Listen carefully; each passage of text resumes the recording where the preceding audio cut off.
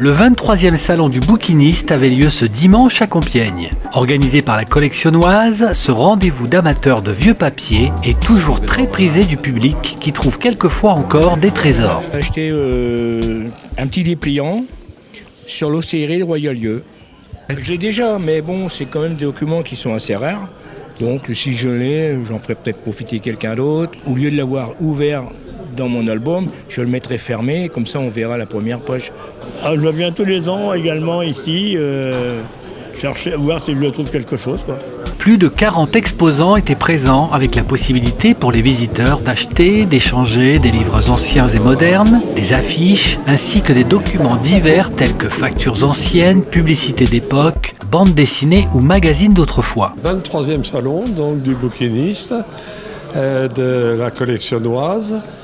Et cette année, nous avons même refusé une dizaine de personnes, des professionnels.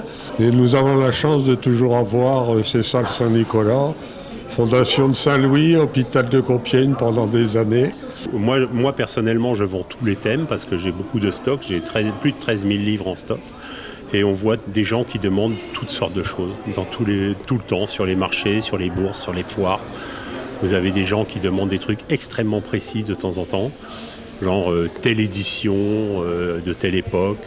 On a vraiment des sacrées surprises à ce niveau-là. Les gravures et les cartes postales étaient également dans les stands de ce salon. Mais quelle est la carte postale la plus recherchée ? Les petits villages, forcément par rapport à une ville ou une moyenne ville, qui sont plus intéressantes bien sûr. Parce que les villes, il y en a beaucoup, il y a eu beaucoup de choses qui ont été tirées, beaucoup de cartes par rapport aux petits villages que chacun cherche. Mais pour les bouquinistes, trouver le livre rare n'est pas une mince affaire. Plusieurs techniques sont possibles. On les chine, on les récupère par le bouche à oreille, on en sauve des poubelles encore. Aujourd'hui, on en sauve encore des poubelles. On sauve des objets comme ça à l'occasion par le bouche à oreille principalement.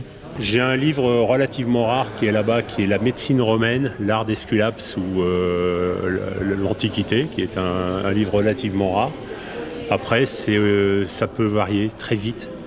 Vous pouvez tomber sur un livre très très rare ou sur des livres qui valent rien. À côté des bouquinistes traditionnels, 3 auteurs de romans étaient aussi présents salle Saint-Nicolas, dont Régine Hendrix qui présentait son premier roman, Ses mains sur mon corps. Elle nous raconte l'histoire de Margot, 40 ans, mère de famille, mariée, mais délaissée par son mari souvent absent. Elle rencontre Romain. C'est une histoire entre deux. Et en découvrant les plaisirs sexuels avec cette personne, elle va retourner dans son passé, elle va retrouver une petite fille qui la hante de 8 ans. Et elle va découvrir des secrets de famille. Et vous allez avoir des flashbacks. C'est un roman qui parle aux femmes, qui parle aux hommes, avec un sujet d'actualité. Le sujet, c'est aussi attouchement, donc les plaisirs sexuels. Et là, il y aura aussi un sujet sur les attouchements. Mais face à Internet, aux livres numériques, n'est-ce pas la fin du livre traditionnel ? Même sur Internet, les gens les achètent. Ils les achètent encore, donc les gens les veulent, ils veulent les voir, les toucher. Ça a une odeur, un livre.